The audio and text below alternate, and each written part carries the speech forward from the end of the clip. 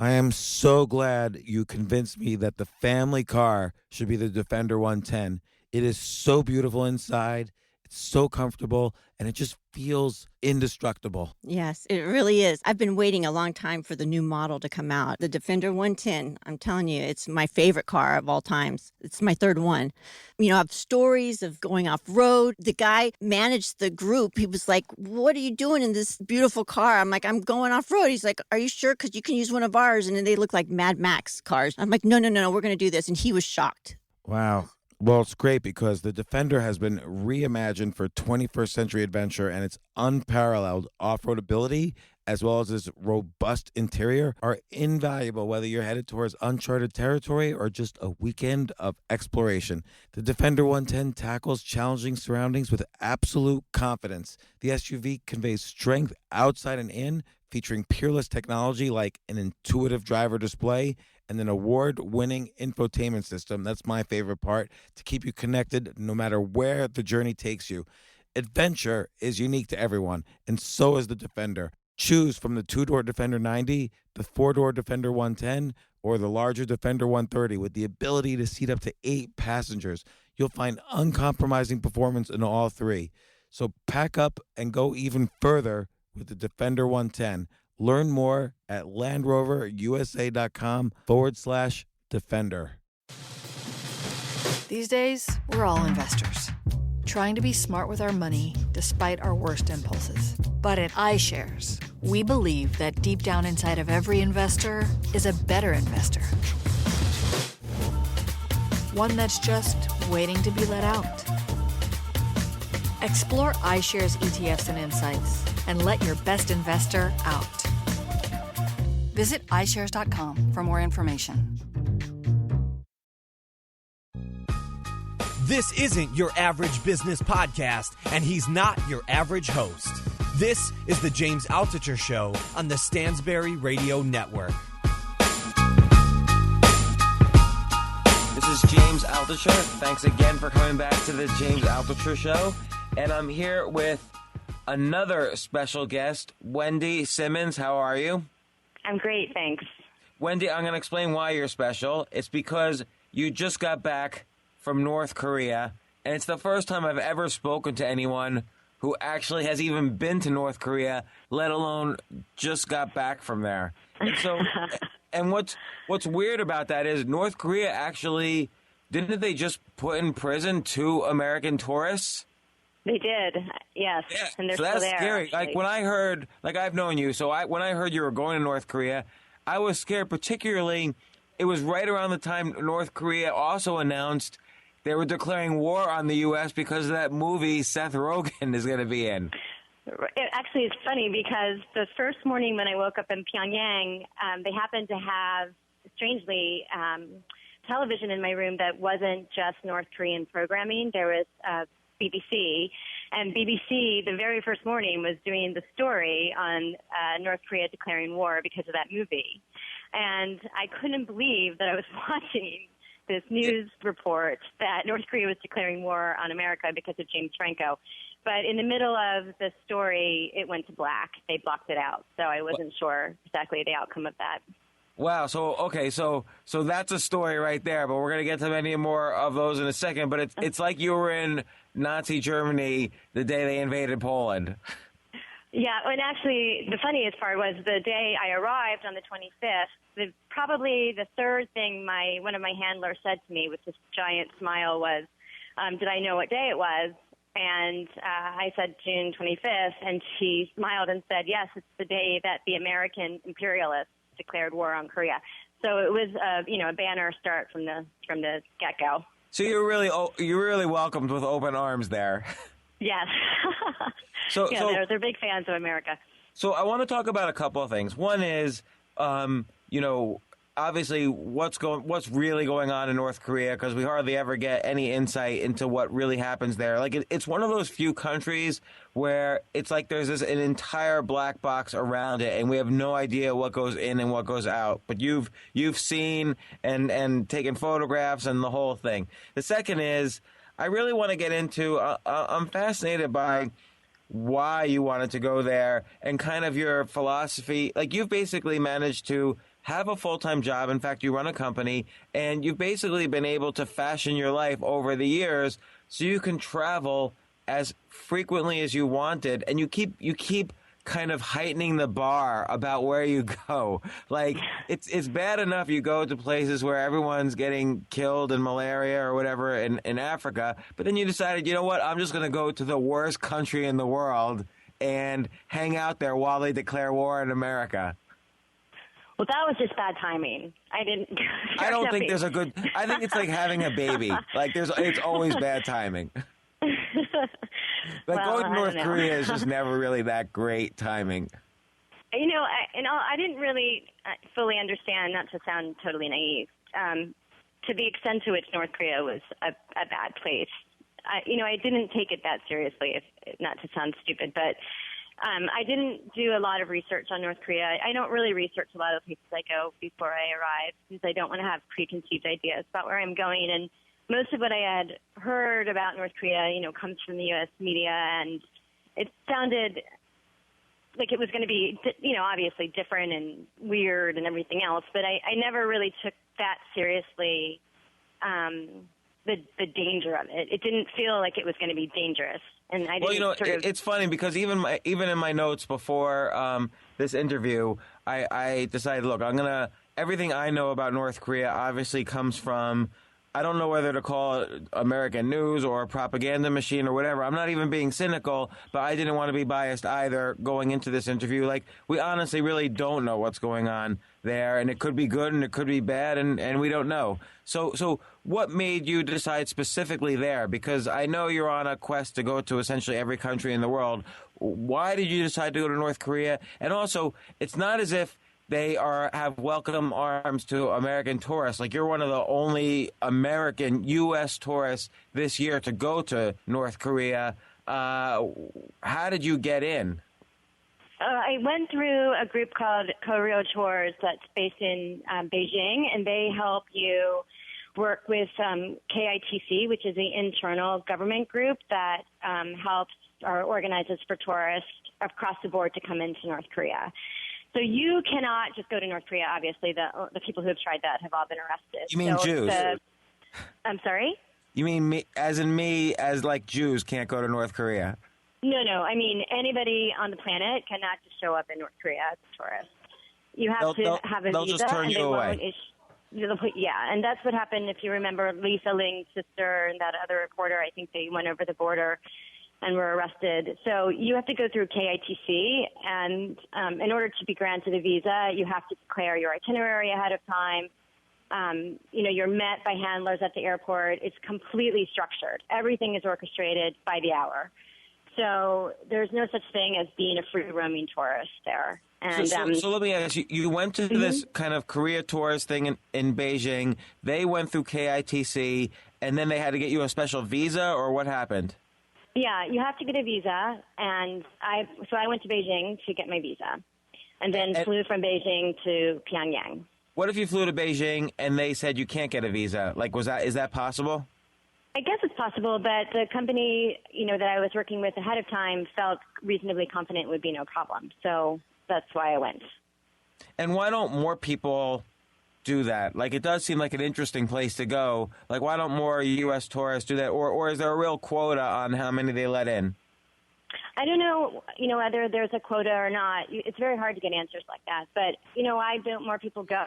Probably they're smarter than me. And listen to warnings, or they don't have the interest. It's not a pleasant trip.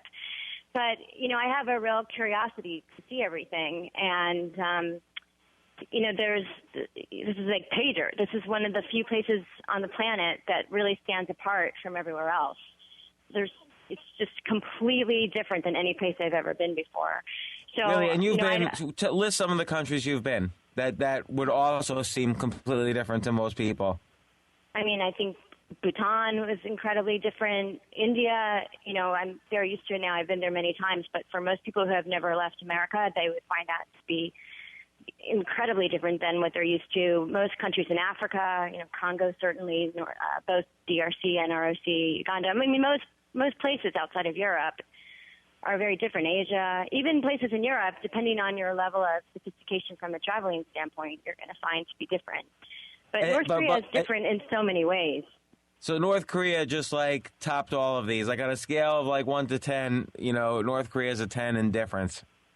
It is, and it's not physically. It's different. When you arrive in Pyongyang, it's not that the buildings look so different, or ostensibly and immediately you don't necessarily think it's that different. It's just once you're spending time there and you start to really understand how different it is.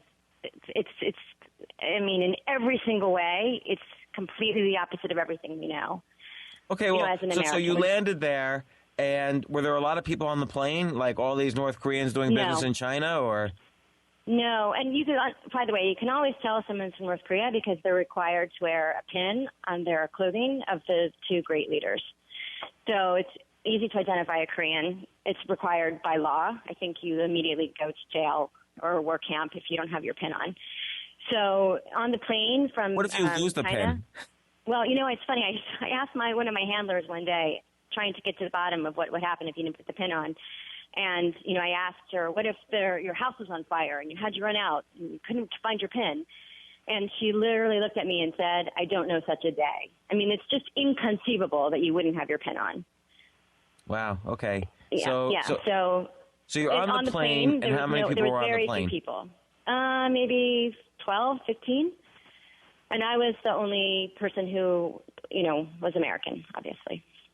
Everybody so when was we landed in Chinese Pyongyang, I got in the regular line, and all of these people were pointing me to the diplomatic line. Like, they didn't understand that I was not a diplomat coming into the country. Huh. Yeah. And did you go on the diplomatic line, or did you stay on the regular line? No. I stayed in the regular line. I was a regular person. I would take advantage of everything if they're pointing. No. It's one of those countries you want to play by the rules. Okay, so you're on the plane, and is everybody pointing at you still? No, I mean, there was a level of curiosity about why I was there. Certainly. I mean, I'm sorry I'm asking, like, such stupid questions. Normally I wouldn't ask, like, what the food was like on the plane, but what was the food like on the plane?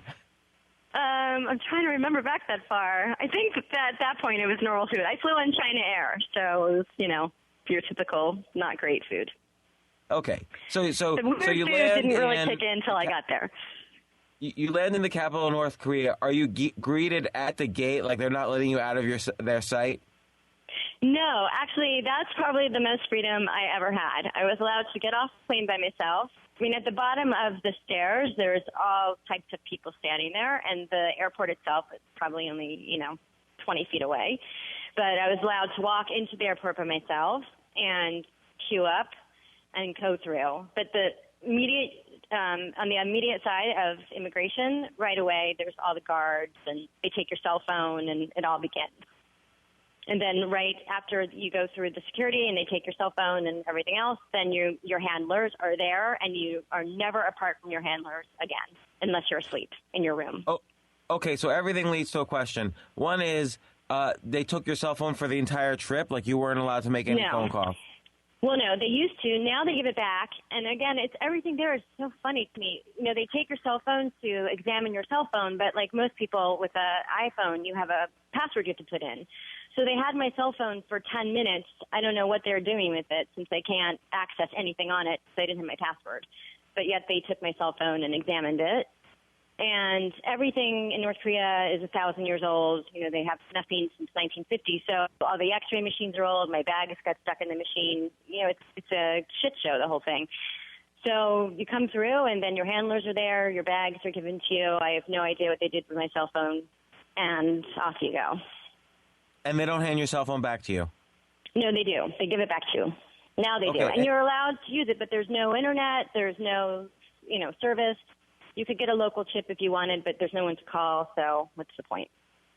And you're allowed to keep your camera? You're allowed to keep your camera, but that's all the new regulations, which are in the past few years, of being able to bring a camera and the cell phone and so forth, but everything you're allowed to take a photo of is very controlled. Okay, so your handlers, you mentioned plural. Is it like 2 women, 2 men, a man and a woman? It depends on, whoever is assigned to. In my case, I had 2 women, and then my driver. And we were together literally at all times. And then any place you go in North Korea to visit, there's a local handler as well, a local guide. So do you ever feel like your handlers kind of let down the wall, like they were actually being honest with you, or were they always kind of tightly controlled in how they talk to you? That's the $1 million question. I thought about that constantly. There was moments when I thought I'd be bonding with them or that I'd be breaking through, and it would disappear. That moment would just evaporate. And, I couldn't tell if it was because, as a guide, they're seeing more of the real world and starting to have emotions of jealousy or desire, or questioning their own lives. And when they let their guard down, it made them feel too vulnerable, or if letting their guard down was their way of pretending to bond, and that made them, made it more easy for them to control us, or, there's just, it's a cauldron of emotions and thoughts that go through your brain. But, I started keeping a list of things I thought, it's actually called Should I Think Might Be Real list.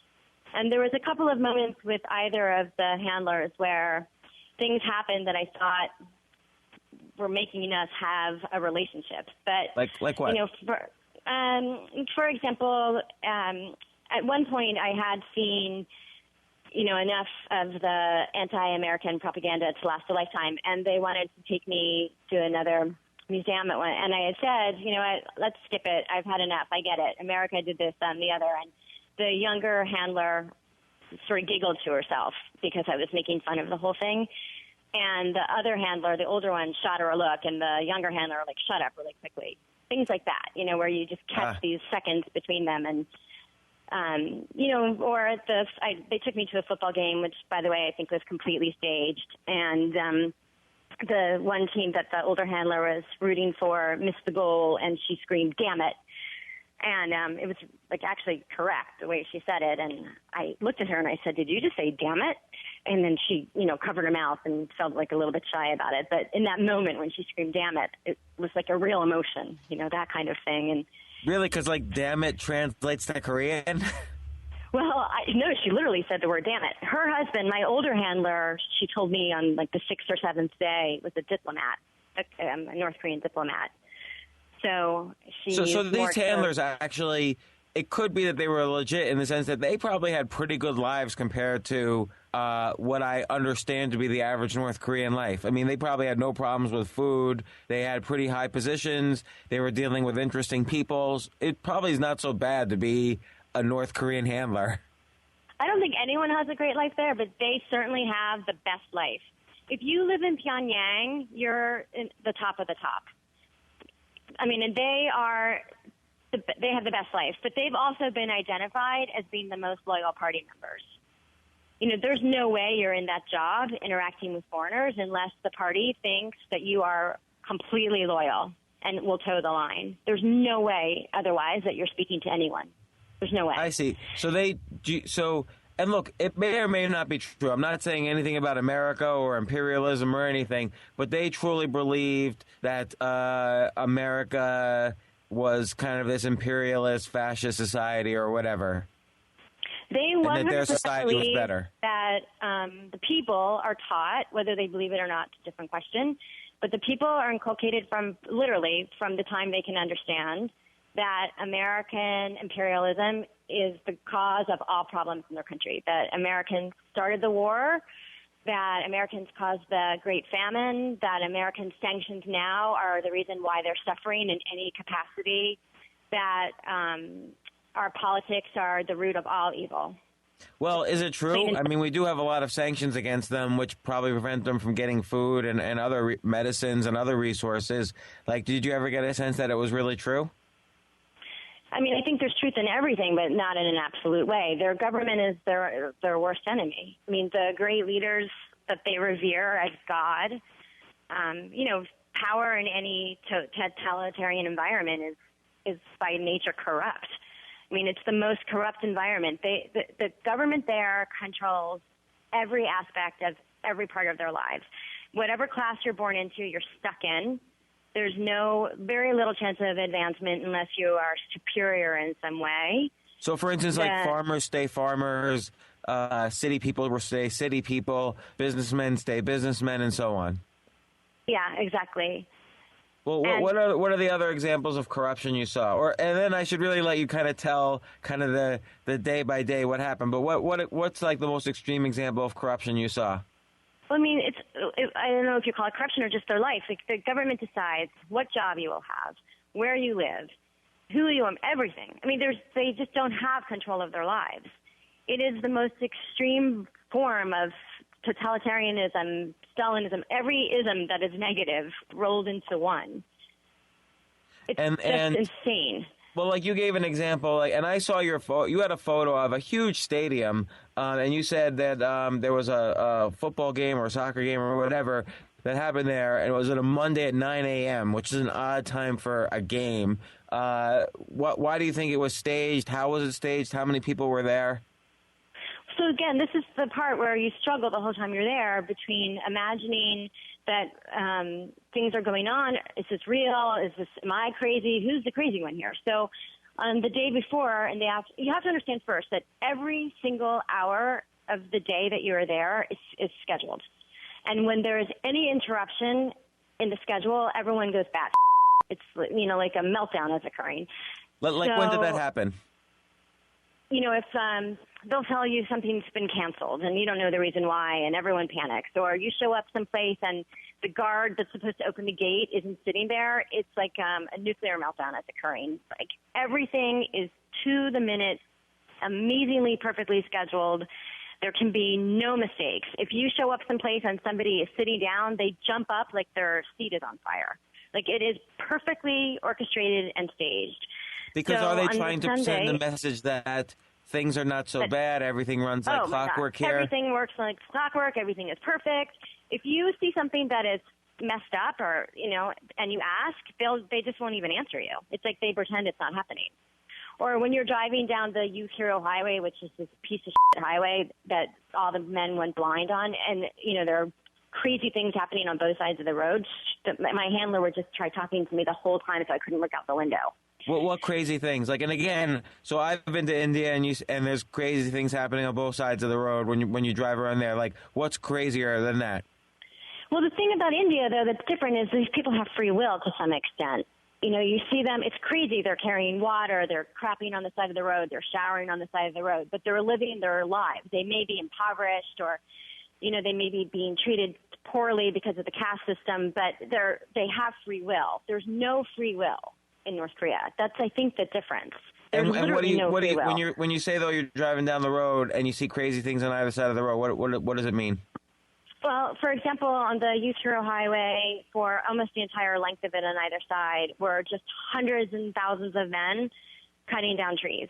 And they have no tools. There's no modern tools that I saw. So they're cutting down trees with saws, like the kind of saw that you would use to cut a piece of wood in your house. Hundreds of thousands of men just cutting down trees with saws. As opposed to a chainsaw or something. No, there's no chainsaws. No power tools. There's no power tools. So they're just cutting down, and everyone's in uniforms. So it's hundreds of thousands of people in military uniforms or uniforms of some kind, or in clothes from the 1950s that look like from the 1950s, and they're using literally saws. The kind of saws like where two men hold either side and they just saw the tree. And because it's this giant highway with no lines and it's like unpaved, kind of looks like it's paved, but it looks like a blacktop. And there's no cars in North Korea. So when they're sawing down thousands and thousands of trees on either side of the highway, all the trees are just flopping into the middle of the highway because it doesn't matter because there's no cars. We're the only cars. So you were like the only car driving on this highway? Yeah, us and like a couple of other tourist cars and, some diplomats or important people who are in cars. And where's everybody else? Like, so Pyongyang or whatever is a city. So how are people getting around, living there? Is it all on bicycles or? Yeah, well, from what I understand, only special people are allowed to have bicycles, but they're much more common now. So in Pyongyang, there's cars. Outside of Pyongyang, you barely ever see a car. If you do, it's someone important. And, you're not allowed to travel. You have no free will. So you're not allowed to go to Pyongyang unless you're special or you're given permission to go there for some reason. And you're not allowed to leave Pyongyang unless you have a reason and you have a travel permit and so forth. So right when you go to How do you know Pyongyang, that? Like, you have to stop. did someone from outside the city tell you they can't go without permission? Like, how did you know that you're not allowed to go in there? Well, my handlers explained this to me. So, like, when we stop at the checkpoint and they have to show all their documents and they're scrutinized by the guards, and I ask the question, and this happens a few times, you know, it takes the whole thing in North Korea is you have to tease out information. So you keep asking sort of the same questions and you make inferences and you start to piece things together. And eventually you start to get the picture. And, you know, I'm not dumb. It's not that hard to put things together. And then since I've been home, I've been reading more online and understanding from other people who have had the exact same experiences. And, you start to make sense of it all. So okay, so let's get back to the soccer match. So it's 9 a.m. Monday morning, and for some reason... so it started the day before. So late in the afternoon, they told me that my visit to, I can't remember the name of it, Mansudae or something, which is where the leaders are entombed. I cannot go there. It's closed for some reason. So, which was annoying because I brought my fancy clothes just for that, and because you have to dress up for that. Why did you bring your fancy clothes? Did you think you were going to meet the leaders? No, she's dead. But when you go there, you have to dress up. Anytime you go to a statue, any place you go in the entire country, even if it's in the middle of nowhere, there is a giant, huge statue of the dead leaders, and you have to walk up to it and bow. And you have to take your sunglasses off and show respect and bow a certain way and all this stuff. So this one particular monument in Pyongyang is the super special one because he's entombed there like Stalin, and you have to wear special clothes or fancier clothes. So they tell me in the afternoon that it's closed and we can't go, and what do I want to do instead? And this is, maybe 5 or 6 days into the trip, and I'm like monumented out. I've seen every imperialist pig exhibit and everything else. So they're listing all these activities, and I've been to the fun fair, and I've done all the stuff, and she happens upon, I'm saying no, and she kind of says football, because we've been talking about the World Cup. And I said, sure, that sounds great. And her face kind of fell, like this is not her first choice at all. And this was at maybe 4 p.m, and she then asked me many times, am I sure? Am I sure? Am I sure? And eventually, realized I was pretty sure. Then a flurry of phone calls, discussions. There's always a lot of phone calls and discussions when anything changes. And a couple hours later, she tells me, oh, I'm so lucky because there's a football game tomorrow morning at 9 a.m., which is exactly the time slot that I had to fill. So, again, maybe it's completely unlucky and this was just coincidence. It feels like an absurd thought that they would put an entire football game together for me. It seems completely unreasonable that this would occur. But it also felt like crazy that there would suddenly be a 9 a.m. football game on a Monday. Yeah, a 9 a.m. on a Monday. And these are professional athletes or kids or what? Yeah, no, this was the 2 big domestic teams, the light industry and the River Armok. So and how big? The stadium looked pretty big in your photo that I saw on Facebook. Like, was it full? No, it's completely empty. So it's the Pyongyang Stadium. It's the main stadium in Pyongyang. It's huge. It's a regular-sized stadium. And when we arrived, of course, you pull into the parking lot. There's not a single car because there's no cars. And we go to the VIP entrance, which is like everything in North Korea, dimly lit. There's anything that can be turned on is not turned on. The electricity is scarce. So basically they turned on this whole stadium for one single tourist. I don't know. I really don't know the answer. It sure felt like it.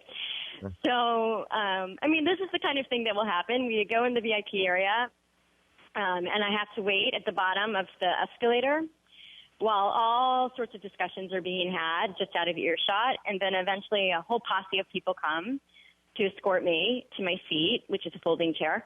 And the elevator won't turn on. So there's like a whole show and all these discussions. And I ask, why can't we just walk up the escalator? Like a short one. Discussions. And eventually they get the elevator turned on for, I'm not kidding, 20 seconds, just so that it can ferry, the 6 of us to the top. It's like a 10-step escalator, and then the escalator is turned off. And, you walk any place where lights can be on, the lights are not on, or only half of them are on, or half of them are burned out. And we come into the stadium, and they tell me as we're walking into the stadium that they're so sorry that I won't be able to see very many normal people because it's a work day. Because they know that you want to see normal people so you can take pictures and stuff. So that's like the big thing they always are trying to arrange for you to see normal people, quote unquote. Right. So we went into the stadium and, I don't know, there was maybe, I'm terrible at estimating numbers, a couple hundred people, if that, and me and a general. But the weird thing was halfway through the game at the second half, maybe a couple hundred more people came in. But nothing is how it sounds. So when people arrive someplace, they arrive in like swarms. So there's also a picture I put on my website that shows us at the Fun Fair, which is an amusement park. So when I arrived at the amusement park, there was no one there, literally no one there. And then all of a sudden, this huge swarm of people arrived. And they arrive generally, they'll be in lines, like 5 or 6 across, and there'll be several hundred of them. So do you think there's like a group of like 1,000 people whose job is essentially to be roving actors for tourists, and they try to kind of rotate through them through every event? These are people with no power tools. Like that's the paradox. Like it just seems too unfathomable and too organized for it to occur that way. But at the same time, the people belong to the government. So it's completely also feasible at the same time that the government could just say, you 5,000 people come now to the stadium. Because you were there. Literally. As crazy as it sounds, that's how up this country is. And who won the soccer game? The team I was rooting for, yet another victory for the American imperialists. So there you go. And were your handlers on their side too? No, they rooted for the other team. Did you guys argue about it? No. Well, my one handler, the older handler, who was the more strict one, she slept through the whole game. And the younger one, who they called the fresh, she was fresh, they would call her, meaning that she was new at her job. She was actually very enthusiastic. She shrieked and rooted along with me. I taught her how to smack talk. It was kind of fun. So you bonded a little? Engaged. We did. We bonded a little. I kept thinking to myself I could probably turn her if I needed to after a few weeks. See, you were CIA undercover. Yeah, there you go. Homeland. Yes, I was on a special mission for the United States. So the thing is, every place you go there, this is another thing you notice, every place you go, the very first thing they'll tell you is how big it is and how long it took to build. And it always took no time at all to build. So they'll say to you, this is 800,000 square feet, and it took us 1 month to build it. And in the beginning, you're being polite and you say, wow, that's impressive, and then you start to realize there's absolutely no way that's possible because you have no tools. There's no tools and no electricity. It's impossible that you built this, 30-story building in a month. And then the other part of your brain starts to kick in midway through that says, actually, it's not entirely unlikely because this is a country that can just say, you 300,000 people are going to do nothing for the next 30 days, but build this building. And we don't care how many of you die doing it. So, that's the conundrum. It's everything can possibly be true, or you could just be completely crazy paranoid, making yourself crazy. And was there any point where you saw like a crowd, like a big crowd, like just wandering around? A crowd always occurs. So, as I said, like when they took me to the Fun Fair, which is their amusement park, there was no one there, and then suddenly a crowd occurs. So they just show up. Is it because maybe you got there before it opened, and then it opened, or no? I don't know the answer. I really don't. I think that they have to have people at the Fun Fair. That's what normal people do, right? It's go to the amusement park. But they all show up in uniforms and then their fancy clothes. It's not like, after work, all the people are in their casual clothes and come to the Fun Fair. It just doesn't happen that way. Were there kids at the Fun Fair?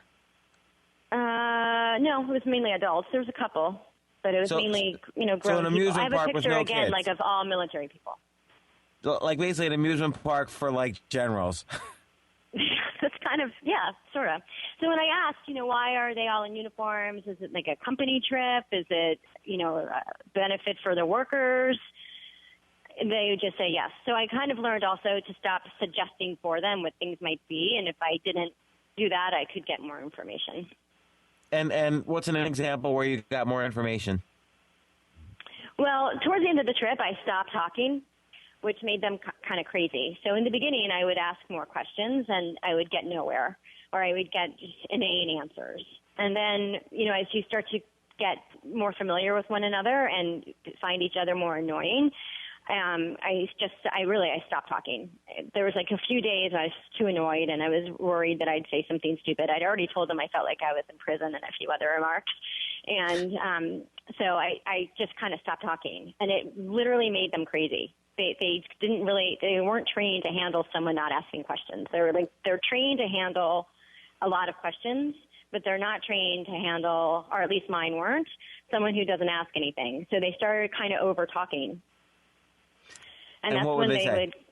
they just would contradict themselves a little bit about, why people were doing what they were doing, or it's hard to not give you something like a specific answer to a question, but their answers would change a little bit every time I asked. That's why I'm saying, like, the more I ask same kinds of questions in different environments, the different answers would emerge.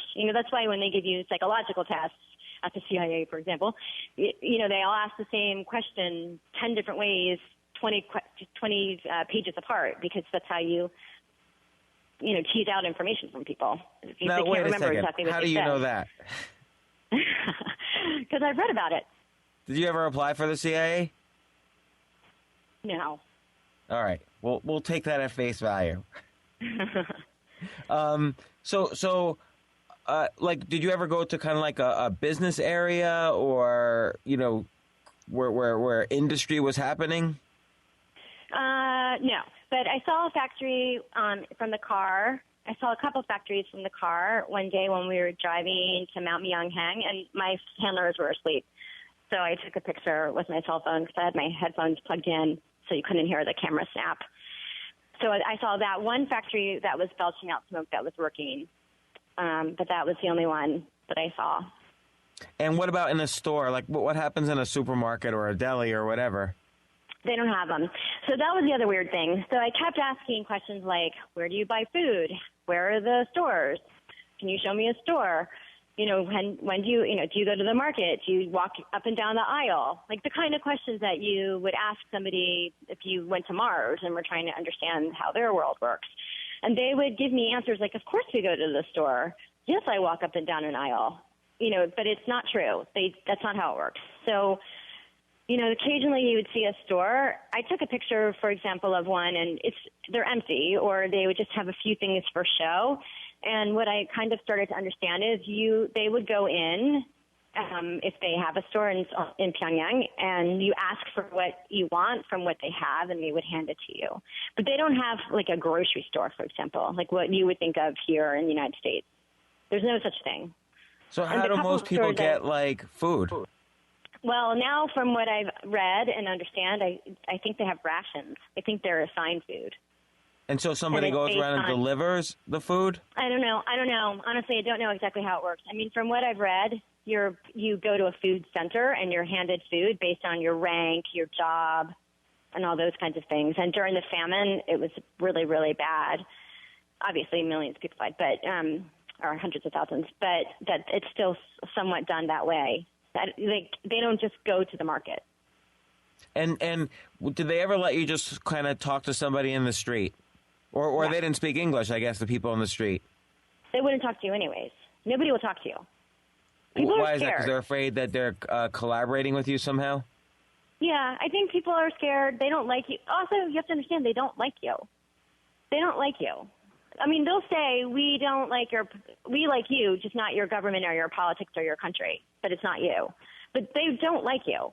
When I was in the Juche Tower, it's that big tower for the Juche Monument in Pyongyang, and the elevator woman said something. I showed her a picture of New York that I had on my phone, and she gave me the nastiest look. And we're kind of trying to talk. And, she just was not having it. Like, she truly hates America. It's one of the few places that I've ever been where everyone really does hate you. Is it because they think that America has like hoarded all the riches of the world and prevented them from having it, or they were jealous in some way, or what do you think it was? I think it's all those things, and I think, like, for example, there's in Pyongyang or in any hotel, when you're not allowed to go outside of the hotel by yourself. So when you're deposited back in the hotel in the night, or at the end of the day, that's it. You're in for the night. It's illegal to go out of the hotel. If you go out, I mean, people do, I guess, but if you go out and you're caught, you're in trouble. So I had said to my handler, why don't they just put a bench outside right in front where the guards are so you can get fresh air? And her answer was, because naughty Americans will use this information to say bad things about our country. So we can't have a bench until the unification of our country. I mean, that's like the kind of thing they tell you. Well, because if you were on a bench, you might see something? Yeah. What if the bench was facing backwards towards the hotel? I don't know. I mean, that's the kind of thing I So, if you were in your hotel and you left your room and you went downstairs, would people kind of say, stop? No, you were allowed to wander in the hotel. And what if you left the hotel? What would happen? I don't know. I didn't, but you're not supposed to. I mean, I think they'd probably stop you on your way out first. So they would basically say, wait until a handler arrives, and they would call somebody. I don't know. I didn't do it. I mean, I didn't want to go to jail. The thing is, I'm normally very adventurous and flaunt the law and don't, pay that much attention to the answer, no, or you can't, or it's impossible. I think those are all absurd. But there was a moment in time on this trip when I profoundly understood that I could never leave this country if they didn't want me to. What was that moment? How you started this whole conversation by saying, it's a horrible country and weren't you scared and all those things. And I said I didn't take it seriously, and I just didn't, because I really thought it was going to be funnier. And, they had my passport, and I'm usually so careful about my passport. And it was like on the fifth day they hadn't given it back, and I was kind of upset about it. And then all of a sudden it occurred to me it didn't matter. Even if I had my passport, I could never get out. Like, I literally could never leave that country. Ever, but did they ever threaten you with anything? No. So they never gave you the implication that if you do this, you might get in trouble? Oh, no, they told you that all the time. They told you all the time, don't take a photo, it's not good. Or don't do that, she would shake her head and make a motion like, don't do that. Or, when we come up to a checkpoint, she would always make me put my camera in my bag and put the bag on the floor. Things like that. Like, they would indicate to me when I should definitely not do something, like that it was not a good idea. But it's not like they would say, you're going to jail, because they don't acknowledge there is jail. So what about, like, kids? Did you interact with kids at all? I saw one picture that you took of kids playing, like, in some musical instruments. Yeah, well, that was at the Children's Palace, which is a whole other thing. It's this crazy place. But, I love kids. I take a million photographs of children all over the world, and I've always found children to be, the truth of a country.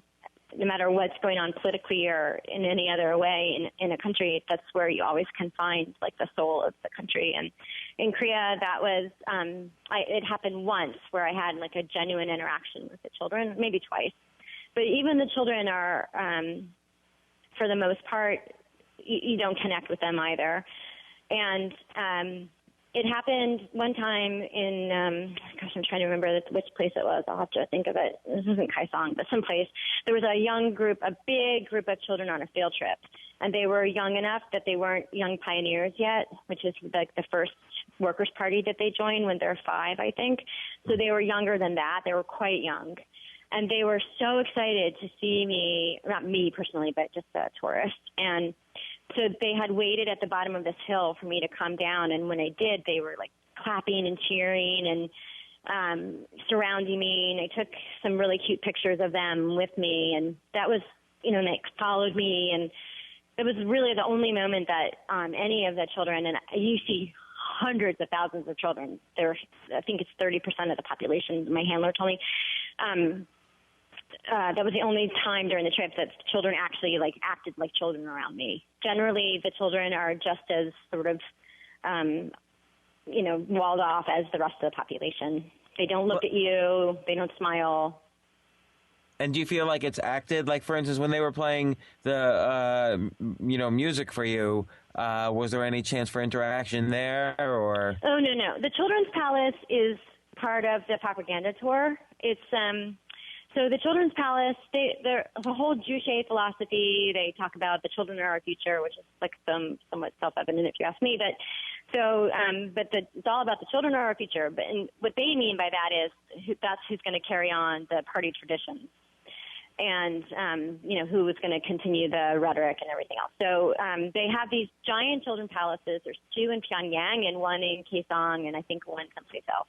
They're the most elaborate and largest buildings in the towns, and basically this is one of those instances where I kept getting different answers every time I tried to ask. So I went to several children's palaces, and eventually I sort of understood it to be what it was.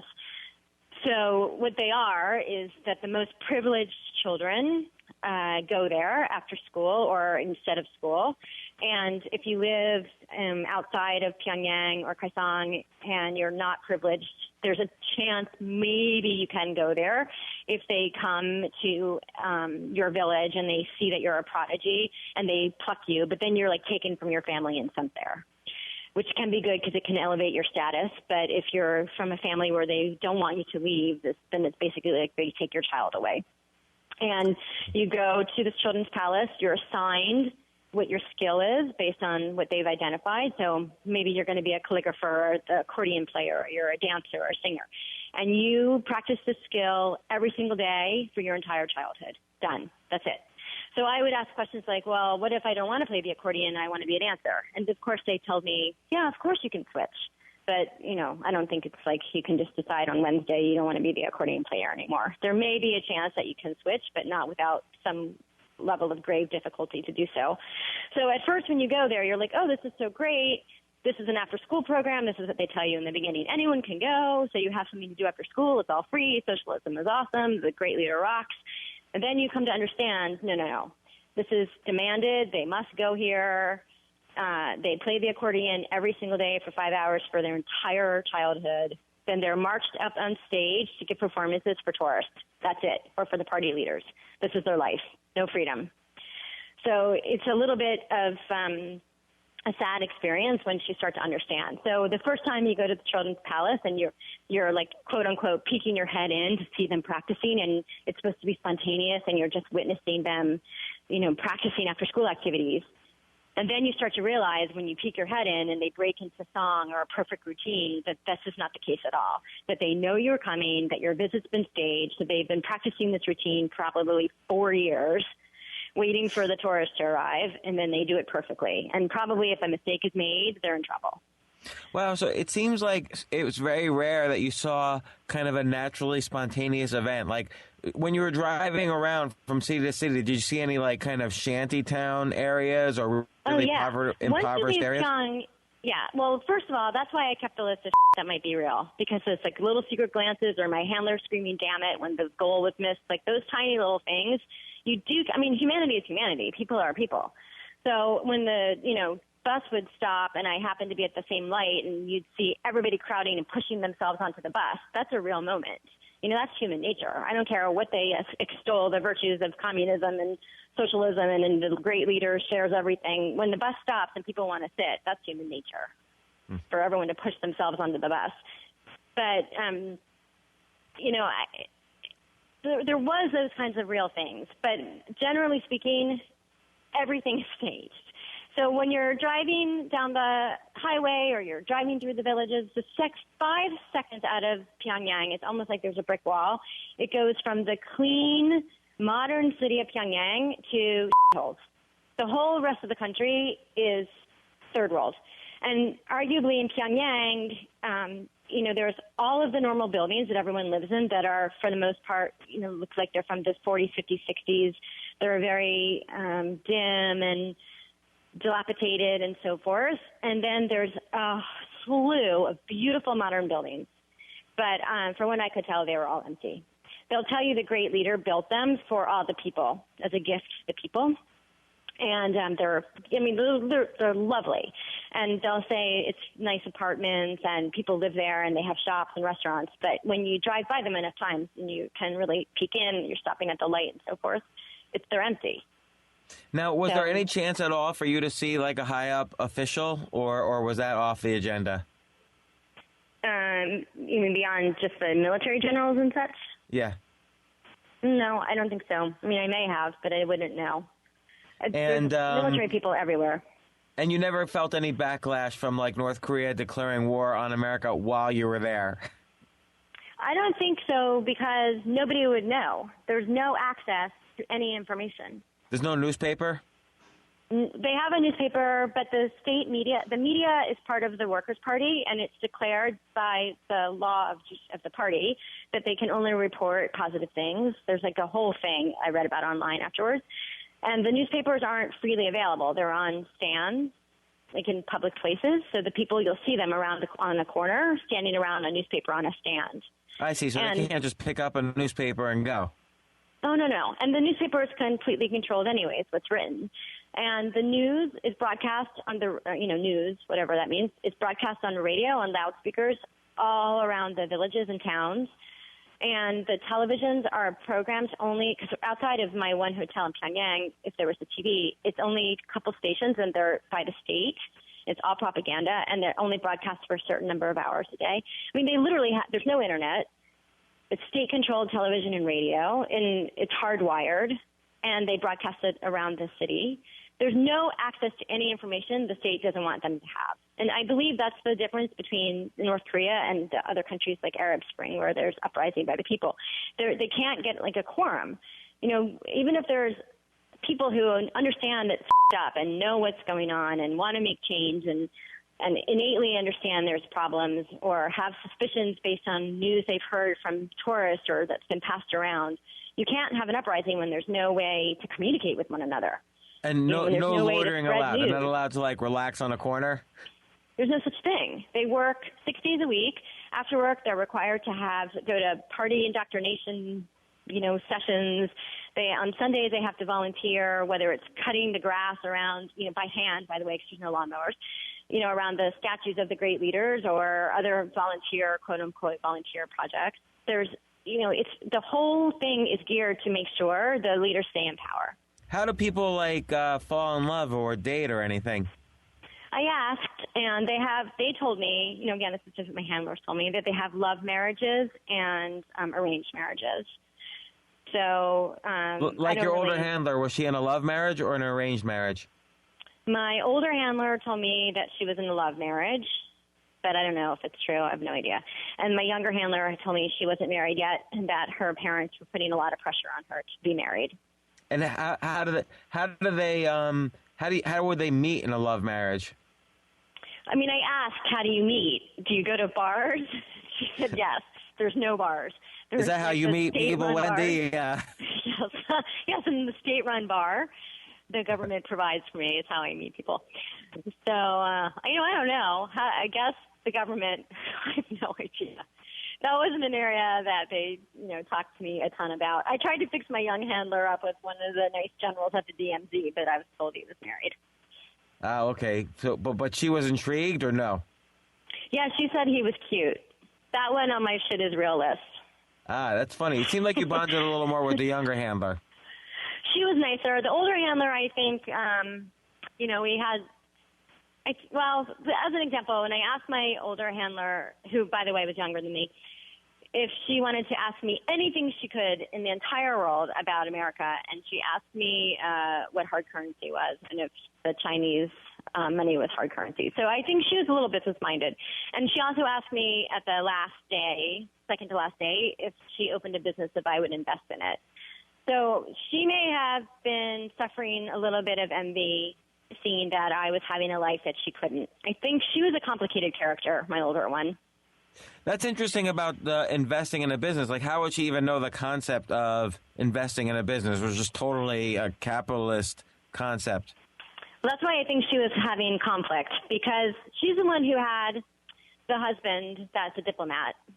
And I think that she's in that position as a tour guide because obviously she was very high up and in a social class and also being very loyal to the party, which had landed her in this position and in a good marriage, obviously, if he's a diplomat and so forth.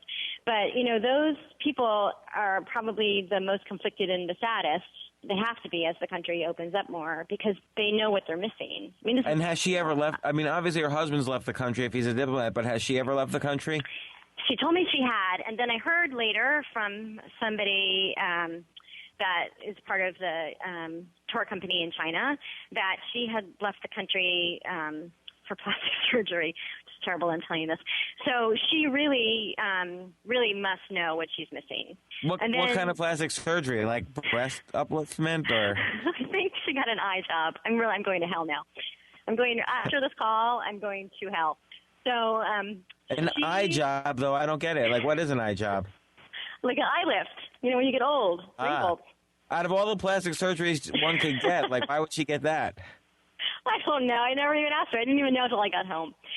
But the point is that I think, maybe she really understands that there's a different life out there. And she talked to me a lot about how before she was a tour guide, she was a businesswoman. And that now she wants to be a businesswoman again. And maybe I represent this life that she's not having, or that it's threatening to, when you're in a marriage and your friend gets divorced and it sort of calls your whole marriage into question, like, because suddenly somebody quits their job and everybody around them thinks, oh, should I quit my job? I think that's kind of what was happening to her a little bit. And, but in her position, she can't really question her life. What's she going to do?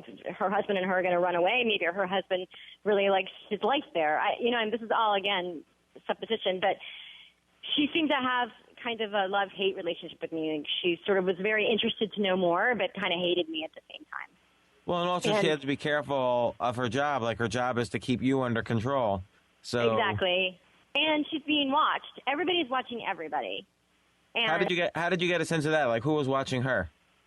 Well, like, for example, when we were right outside of Pyongyang in some town, the name of which I can't remember, I was taking pictures one day, and I was sort of pretending that we were in Pyeongchang. I was trying to take pictures of these military men, so I was kind of pretending to take a picture of the trees while I was taking a picture of the men. And somebody else came running over to my handlers to tell them that what I was doing. And then when I said to my handler, "Are you in trouble? Am I in trouble?" And she's like, "Oh, no. He was just commenting on, blah, blah, some stupid lie." So, and then I also met a man from Brussels who was a tour guide liaison, and he had been to North Korea maybe 8 times and told me that everybody's watching everybody all the time. And the reason that there's 2 handlers is so that one handler can't be compromised or bribed by the tourist.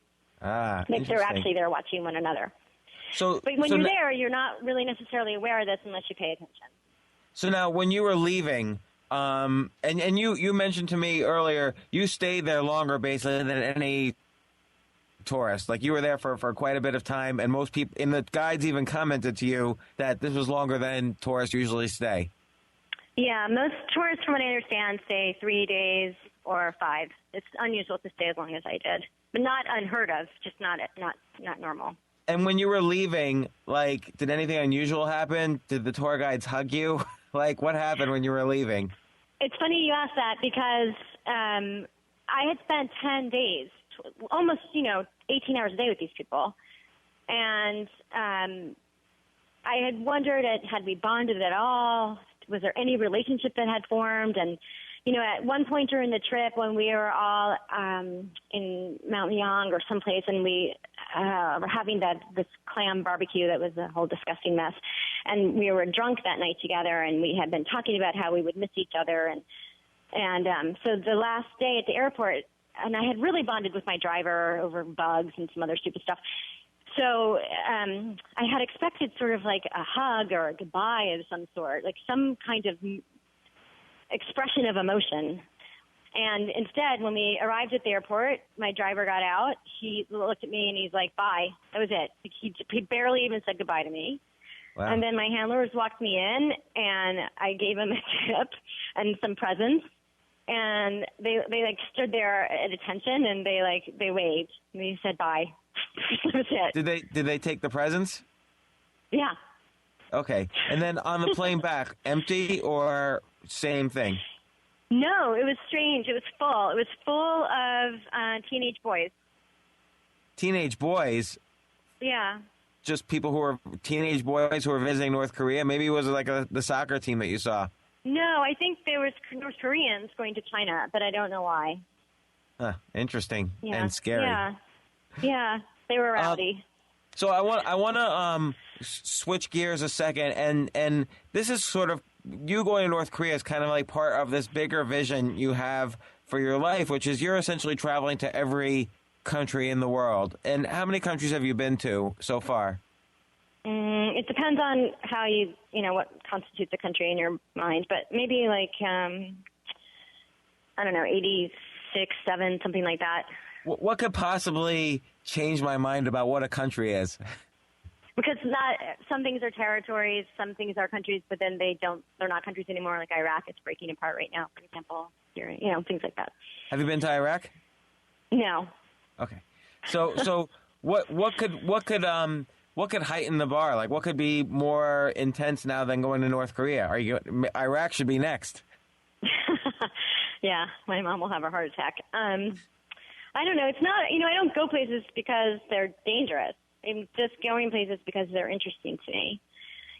And what makes a country interesting to you? Like and again, it's sort of like, not everybody can take off and go to like all these different countries. Like this has kind of happened over a period of 15, 20 years where you've sort of like, I feel like you've kind of gone to more and more countries per year and you travel more and more often. It's almost like all of your free time you travel. Like, how have you kind of moved towards a life where you could do this? Because I think a lot of people would dream to do this, but they sort of feel like, no, I can't. I have to go back to my cubicle job or whatever. Like, how have you come to this desire to travel everywhere?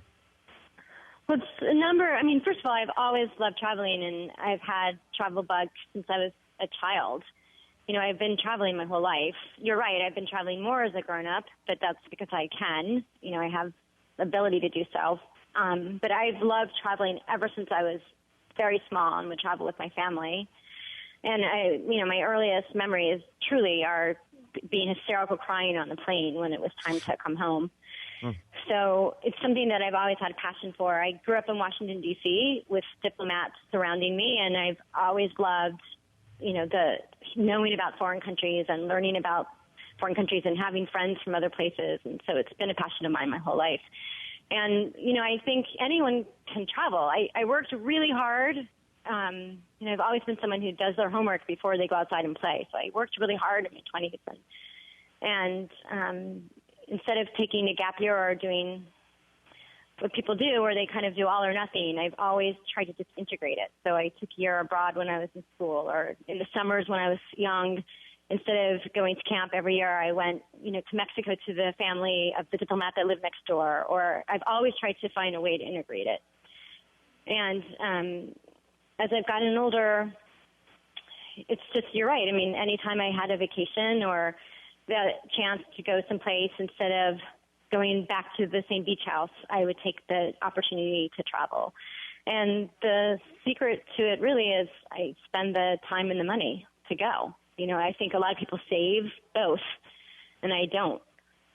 So like rather than like this is basically you buy experiences instead of material goods. For the most part, yeah. I mean, this is the life I have right now. I'm, knock wood, I'm healthy now, and I can go, so I do. So Wendy, I really appreciate you coming on the show. I want to kind of point people out to, you have a great site of your photographs, Wendy Simmons photography.com, and Simmons is Simmons. So wendysimmonsphotography.com. You're also at Wendy Simmons on Twitter. So I encourage people to. Oh, I'm never on Twitter. I don't ever go. I'm so sorry. Sorry. Oh, Twitter. Yeah, I see. The last time you were there was December. But you're also Wendy Simmons on Facebook. So Yeah. some way or other, people should be able to can probably reach out and ask you more questions if they're dying to know about North Korea. I notice on your photography site, I'm seeing it right now, you have a couple of photographs of people getting married, and they don't seem really happy about it. No, well, I was generally crashing their weddings, so that was probably the part of it. And I think weddings are not so much celebratory as they are perfunctory. You know, the guests would kind of arrive in their work uniforms, and one wedding with the fake birds in the little thing on the table. That wedding was at 1:00 on like a Thursday, and the other wedding was maybe at not the normal time Tuesday. for a wedding. No, it's business as usual. Everything is business. It's not a really jubilant society. Do you think the women are virgins until they get married? I don't know. Probably some of them. Maybe some of them aren't. I think there's a uniformity to the thinking and the culture, but there's always people who are doing their own thing everywhere you go. Well, Wendy, once again, thanks so much for coming on the podcast. I really was curious about what happened in North Korea, and I'm glad you got out of there safely. And also, I think it's really inspirational. You pick a place and you go there. Like, whatever the next place is, I hope you stay safe and thanks. Don't I'm kill actually yourself. leaving Friday. What'd you say?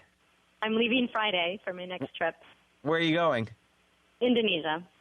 Indonesia. Okay, yeah. Be safe there. That's not really the most American-friendly country either. I think it's pretty good.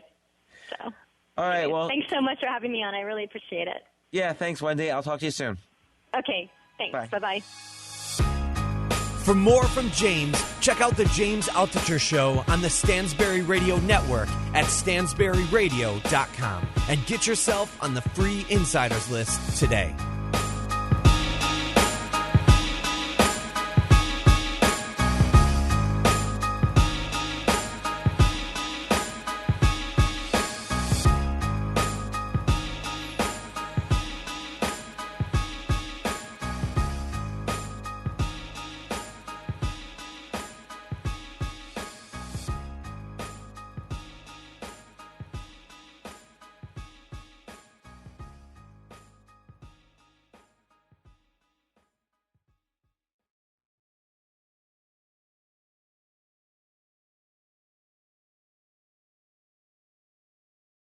AI might be the most important new computer technology ever. It's storming every industry, and literally billions of dollars are being invested. So buckle up. The problem is that AI needs a lot of speed and processing power, so how do you compete without costs spiraling out of control? It's time to upgrade to the next generation of the cloud, Oracle Cloud Infrastructure, or OCI. OCI is a single platform for your infrastructure, database, application development, and AI needs. OCI has 4 to 8 times the bandwidth of other clouds, offers one consistent price instead of variable regional pricing, and of course, nobody does data better than Oracle. So now you can train your AI models at twice the speed and less than half the cost of other clouds. If you want to do more and spend less, like Uber, 8x8, and Databricks Mosaic, take a free test drive of OCI at oracle.com/advance. That's oracle.com/advance. oracle.com/advance.